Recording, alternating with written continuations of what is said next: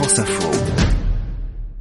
Et cette phrase, elle est de Voltaire. Vincent Cespedes, bonjour. Bonjour. Vous êtes philosophe, auteur notamment de L'Ambition ou l'épopée de soi, paru chez Flammarion.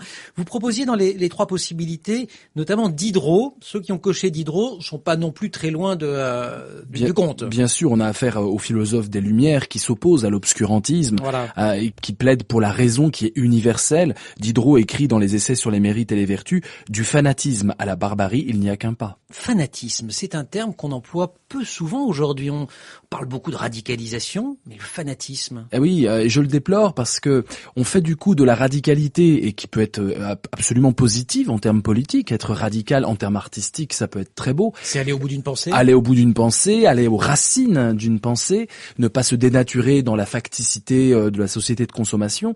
Et c'est bien dommage d'invalider la notion de radicalité en parlant de radicalisation notamment islamiste, alors qu'on a ce magnifique mot de fanatisme qui montre qu'on a affaire à quelque chose qui relève de la folie meurtrière, et on pourrait parler de défanatisation et non pas de déradicalisation.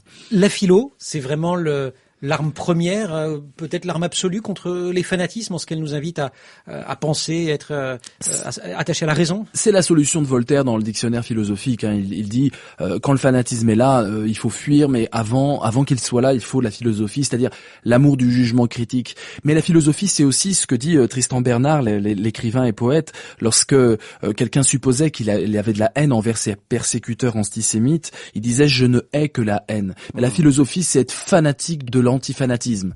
C'est vouloir à tout prix réduire l'obscurantisme et la folie meurtrière issue des idées humaines pour pouvoir arriver dans un débat pacifique, mais ô combien parfois radical et enflammé. Vincent Cespedes, merci beaucoup. Vous êtes, je le rappelle, philosophe. Vous testez votre culture générale.